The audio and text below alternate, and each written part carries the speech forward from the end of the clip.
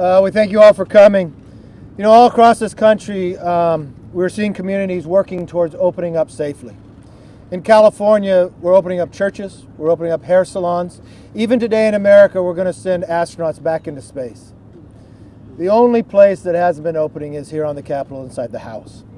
We know that we have a responsibility that is essential that Congress does its work. Today, for more than 231 years, never have we seen a proxy vote on the floor of the House. This challenges the Constitution only to protect and empower a speaker. It violates the Constitution. It's a dereliction of duty by its members. We look at the history of America through yellow fever of 1793, the Civil War, the burning of this Capitol during the War of 1812, the Spanish flu of 1918, and even 9/11. Congress has never flinched from its constitutional duty to uphold and assemble inside this body. But today is different. As of right now, this morning, 71 Democrats have written to the House clerk to have their vote by another member.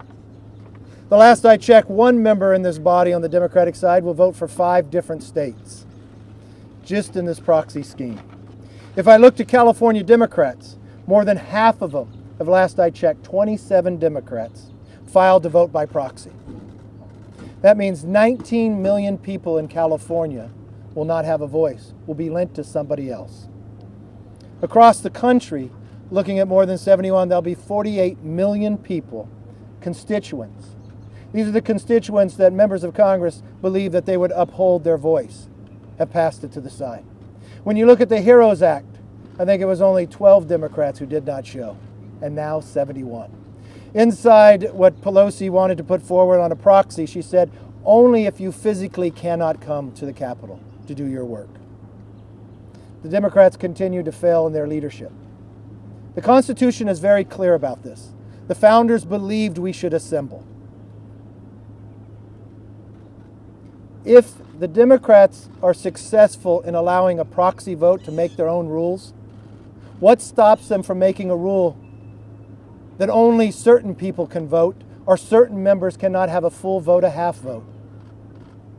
Nothing.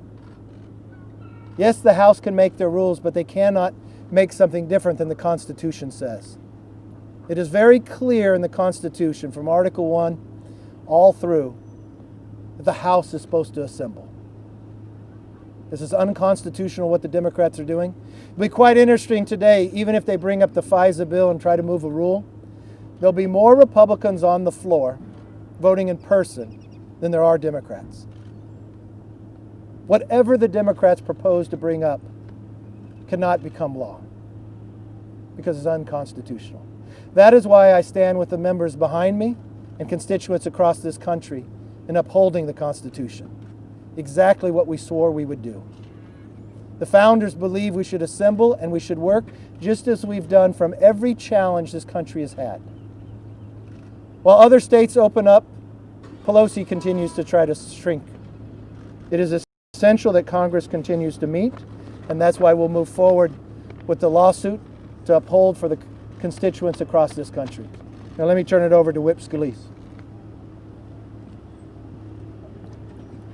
Thank you, Kevin, and it's good to see all of you here at the Capitol. It's really important that we show up here to work at the Capitol to do our job as we're calling on Americans all across the country to safely reopen. We're helping states safely reopen. The president's been getting additional protocols issued by CDC to show how states can do this safely. You can see so many states, over 36 states have already reopened, entering into phase 1 and done it in a really smart way. We ought to be sharing the best practices, not only amongst states, but how different businesses are opening, how restaurants are doing this, how retail stores are reopening. We've seen the devastation that this has caused to our economy and the importance of getting that back up and running. We've also seen the health consequences of not having people be able to get out and go back to their doctor. Deaths that are up. In my own home parish, we've seen over a 40% increase in non-COVID related deaths from this year compared to last year, taking a 6-week period, because people aren't going out and seeing if they have chest pains. They're not going to the doctor and they're dying in their houses of heart attacks. Children aren't being immunized. And we're seeing reports now, medical studies, that show we could have a wide outbreak of things like measles that could kill a lot of children that otherwise would have been able to get those shots. So there is a cost and a consequence. It's why we need to safely reopen. It's why so many states have shown how they can do it.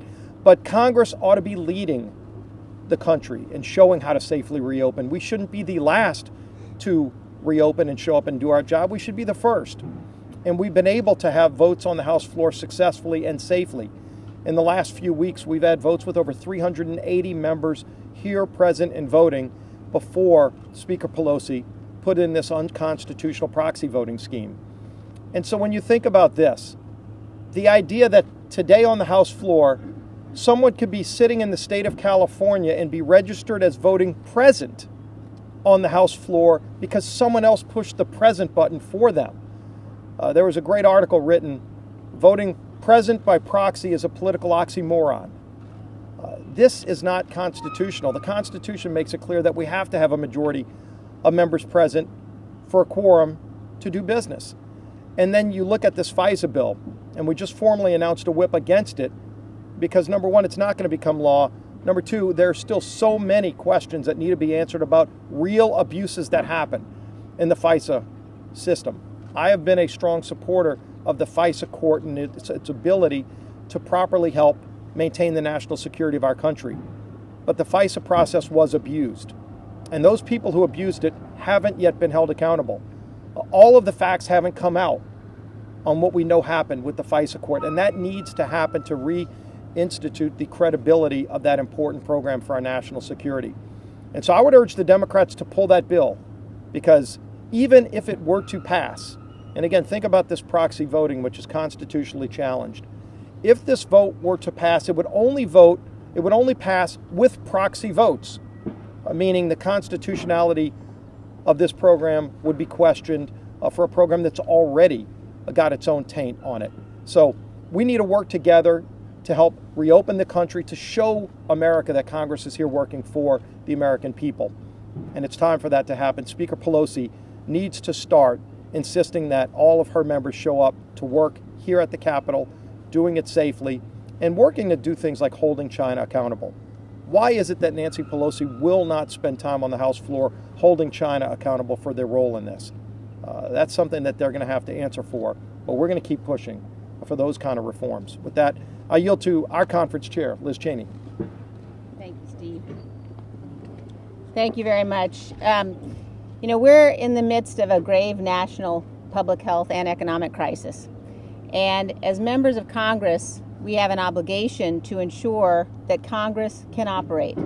Now, there are different views and perspectives up here in terms of remote voting. We've all tried very hard to work in a bipartisan fashion. We've all tried to reach across the aisle and work with our counterparts on the Democratic side to help to come up with ways that Congress can operate, to help to come up with ways that we can fulfill the constitutional requirement that we be present. Now, in my own view, being present doesn't necessarily require physical presence. I think that remote operations are possible. But that is not the path that the Democrats have gone down. What the Democrats have done, instead of working with us, is use this crisis to try to gain partisan benefit. What the Democrats have done counter to their own report.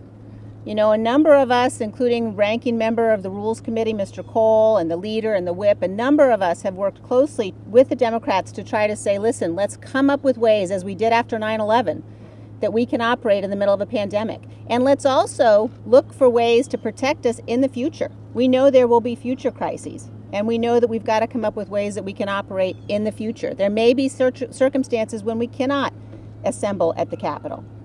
And it may be that we need to look at things like voting remotely.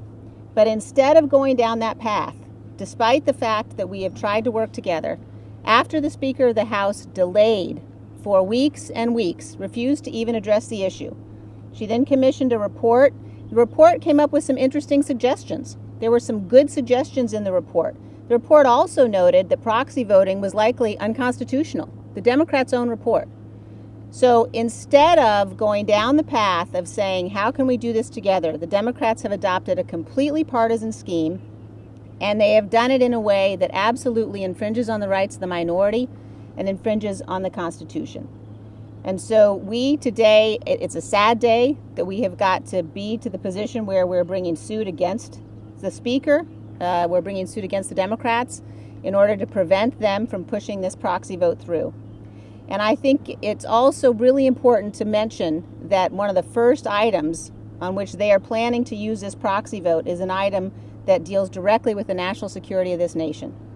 Now, I'm hopeful the leader and the whip have asked that they pull that FISA vote. FISA is a crucially important set of authorities, and it's a set of authorities that was abused.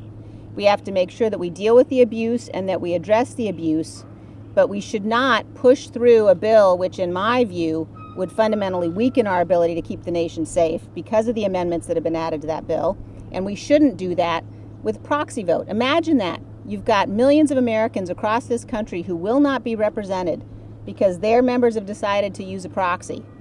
And we're going to pass a bill that's going to fundamentally harm the security of the nation if the Democrats continue down that path. Now, if that's not an abuse of their constitutional authority and power, I can't imagine what is. So I urge the Democrats to pull that bill, and I also urge them to rescind this rule that allows proxy voting. There are ways that we can work together. As I said, many of us have been public about wanting to do that. This is not a time for partisanship. It's not a time to try to take partisan advantage of a crisis. And so with that, I'd like to turn things over to my colleague, Mr. Roy.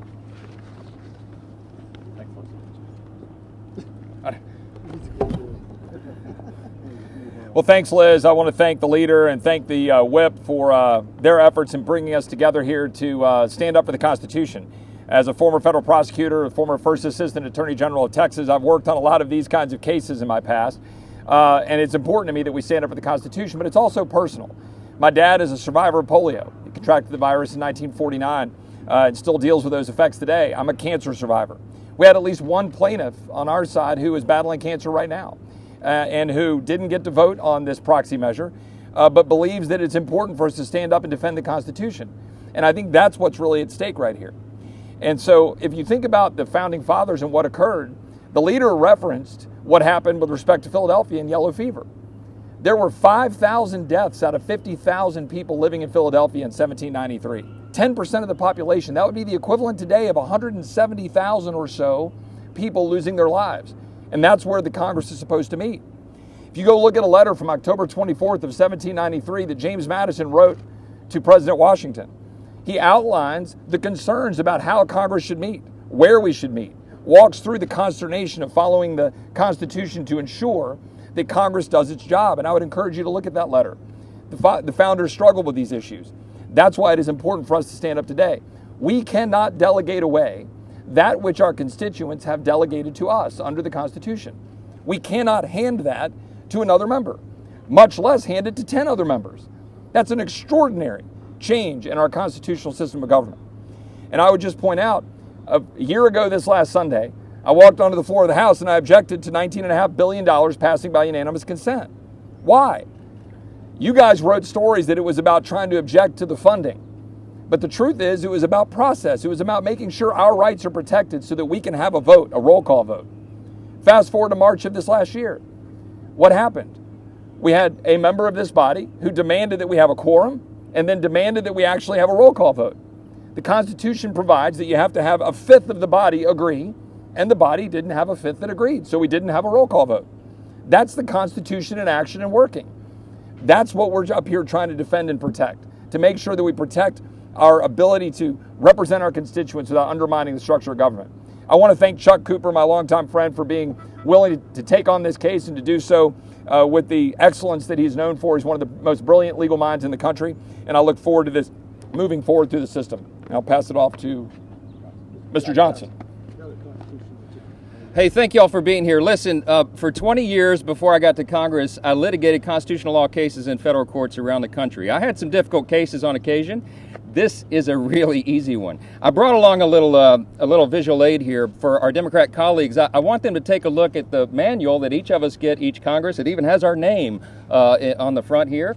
And it has all the rules and all the procedural goings on of the House incorporated here and published, but it is preceded by the United States Constitution. I know many of them don't carry one around in their lapel pocket like we do, but they do have a book.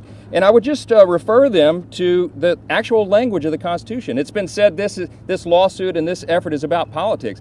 This is about the Constitution itself. Let me read you 3 excerpts. You just have to look at Article 1, the first article of the Constitution, and look at Section 4. It says, the Congress shall assemble at least once in every year, and such meeting shall be on the first Monday in December. Now, we know that one, that provision was superseded by the 20th Amendment in 1933, but they echoed and adopted that same language. You flip over to Article 1, Section 5. It says, a majority of each house shall constitute a quorum to do business, and a smaller number may adjourn from day to day and may be authorized to compel the attendance of absent members in such manner and under such penalties as each house may provide. Flip over to the next section, Article 1, Section 6. It says the senators and representatives of each house shall be privileged from arrest during their attendance at the session of their respective houses.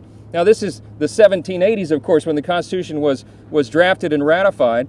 But 100 years later, the Supreme Court looked at that very specific question. We cite this in our lawsuit. It's U.S. v. Ballin, 1892. The Supreme Court said the Constitution requires, quote, the presence of a majority.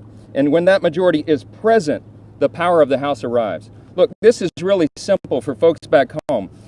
We have the greatest, most powerful, most free nation in the history of the world. We celebrate on Memorial Day, as we all did this last weekend, those who have given their lives to preserve that, to preserve this Constitution. But at only 240 years, we have to remember, we're still a very young country. We're still a grand experiment in the ideas of liberty and self-governance. Our Constitution that is based upon the idea that we have a government of, by, and for the people.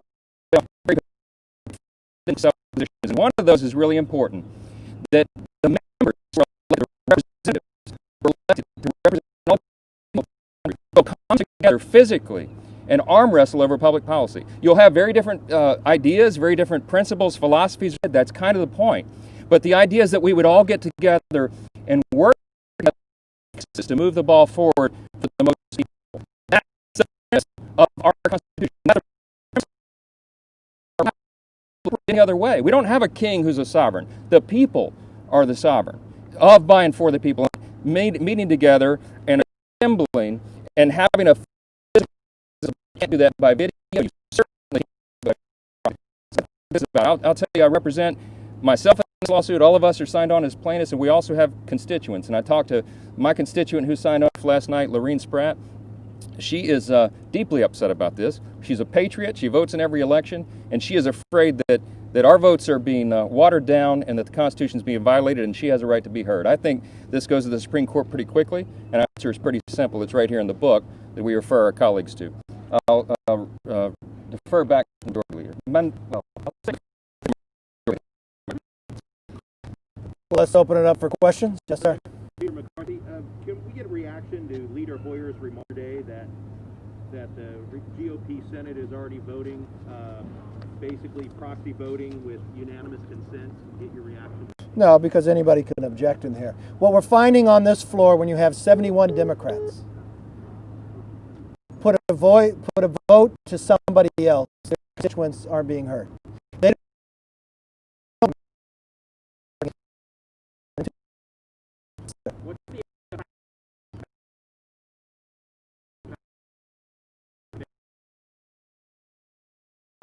Technology is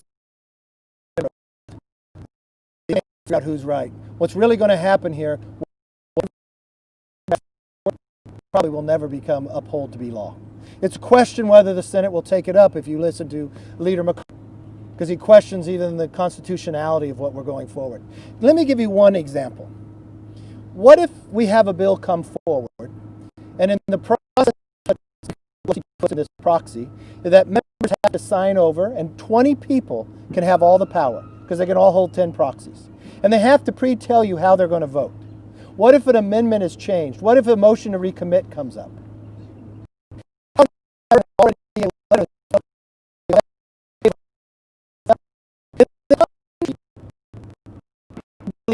Trees don't vote, people vote, right? So it's equal.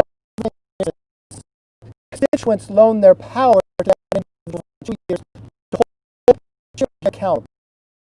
That person just lent it to somebody else. 19 million people in California believe they have of Congress that they're going to be able to uphold and accountable what they did. No, they gave that vote to somebody else. Somebody from another state, another district. That goes clearly against the process and the Constitution, what says we're able to. Yes. I'd follow up on that and then ask another question. So then is it your view that anything passed under proxy would be unconstitutional? Yes. Okay. And then as a follow-up, can you is it your view that this shouldn't pass the bill itself or until unspecified investigations are completed, or you're satisfied that the 2016 related investigations I think there's a common things of why FISA should take a pause. Just for instance, I'm interested in making law. I'm interested in making sure the FISA court has reform and able to sustain itself, that it's looking at foreigners, not Americans. Well, in moving forward today, it won't be signed into law. The president has questions, the attorney general has questions, but the senators themselves disagree with it. So in these moments of times, I take a deep breath.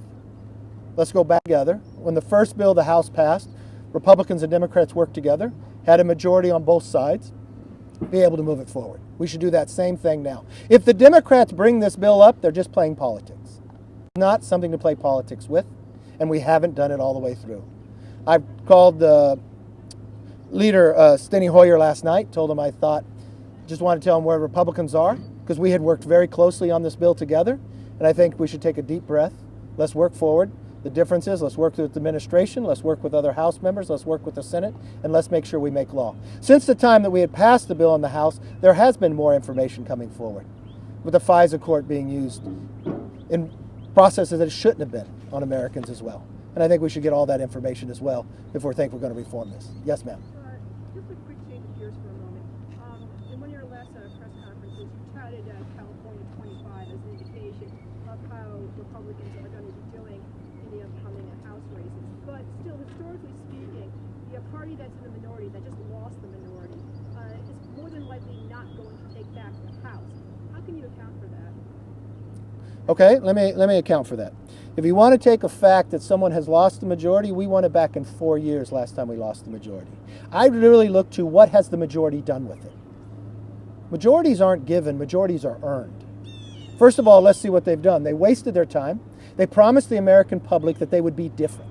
They said they would act different. Well, they spent a year and a half investigating something even their own intelligent committee knew was a lie. So they spent all their time on impeachment, political. Now they changed the rules, challenged the Constitution itself just to empower a speaker, which I don't think the American public wants. They've taken the voice away from their constituents and has given it to somebody else. I think all those reasons is why they should not be given the power to govern again, because they wasted it and they lied to the American public. Now, what are the early indications? If you want to go with historical facts, I give you many historical facts. I give you historical facts, but about a special election each time prior was an early indication. May of 2010, a special election in Hawaii. People didn't think they had a chance to win. A Republican won. Short time later, 63 Democrats lost the majority. Same thing happened in 2018. A Republican seat in Pennsylvania went to a Democrat of Connor Lamb. Lo and behold, they won the majority. So yes, I think 25 is an indicator of the election coming forward. If you don't want to take that one, let's look at North Carolina 9. Let's look at the election was a bigger win for Republicans than it was just a few short months prior. Yes, I think that's an early indication. Also in California 25, they changed the election law. They just won that seat by 9 points less than a year and a half ago. And they changed it where it was only a mail-in ballot. But they didn't even hold there. Friday before the election, they put an in-person ballot. But where'd they put it? Throughout the district? No. They put it in the most Democratic area of the district because they were concerned. Their own candidate said they were concerned Democrats weren't turning out. So every indication you have that there are more Democrats in that district than there are Republicans. It is the only seat inside Congress that a Republican will hold that Hillary Clinton carried by a majority. So if you want to go by facts, yes, it's an early indication. But elections are in November. And I think majorities are won and are not given. And I'm not sure why the American people will give the Democrats another majority if they lied to them and didn't follow out and carry what they promised. And what did they even achieve? Name me one problem they have solved since they become a majority. And you don't have to take that from a Republican. You could take it from the most popular freshman in the Democratic Party's former chief of staff. Said the exact same thing about his own party and his own leadership. Yes, sir. Last question. Do you agree with the Wall Street Journal editorial board in which they basically said that the president's his comments toward this family and Joe Scarborough are sort of beneath the office? I haven't read that editorial. I was not here with Joe Scarborough. I don't quite know about the subject itself. I don't know the subject well. Keep tweeting, Yes, sir. Who's ever done the phone for calling the temperatures? I have two. Sure. Councilman Cheney, you brought up the fact that you may be open to alternatives that would still be remote voting, but wouldn't be proxy. I'm wondering if somebody can elaborate on maybe what those alternatives might be. And the second one was just more generally, some of you are very active on Twitter. The fact that Twitter decided to add that addendum to two of the president's tweets, sort of doing a fact check, just your reaction. My first reaction with Twitter would be concerned about who they have doing the fact check. I would think it would be pretty possible to find somebody who is nonpartisan. I think if you run a company like Twitter, you'd probably first look at what that individual would put out on Twitter themselves. I do not think somebody who would think Republicans are racist, label those who are in the Republican Party equal to people who is in the Nazi Party, talk about states that it states in a manner that's not appropriate simply because I'm not quite sure that's a person I would have being an individual in charge of Twitter, determining whether the facts are correct or not. Because I think he already is biased in that opinion, and I think Twitter should actually change that person. Liz, you want to? Yeah, thank you. Listen, I think that we've all, as I mentioned, we've all looked at different ways that we could operate. And in fact, there could be circumstances. You could imagine a mass casualty attack. You could imagine any sort of a national security crisis where it might not be possible for members to assemble here in the chamber. And so I think looking at what presence means is a legal question. I would note, however, that this lawsuit does not get to that issue. This lawsuit does not get to the issue of whether remote voting is constitutional. The issue in this lawsuit is proxy voting. And the point that we are making is, you know, we all have an interest in joining together in a bipartisan fashion to make sure that the people's house can operate and that the people's voice can be heard. But unfortunately, in this case, the Democrats simply rammed through a change which they themselves said in their own report was questionable constitutionally. And they rammed it through on a partisan basis in a way that absolutely takes away the voice of many of the constituents of the people who are not represented. So I think with respect to the issue of the constitutionality of proxy voting, we are absolutely unified on that. And I think all of these issues require deep research, study, attention, as you saw from Mr. Johnson, to what the Constitution says, to what the framers intended, and also a recognition of the most important thing is for this body to be able to operate. And if we create a situation where the Speaker of the House for weeks and weeks and weeks refused to deal with remote voting, refused to bring us together to operate, you create a situation where the body doesn't operate. And I cannot imagine that anybody who really has the interests of the American people at the forefront of their mind is going to think that in a national crisis, we ought to have only the President of the United States operating. The people's house have got to be here and we got to be working. So I think there's no question. Thank you all very much. See ya.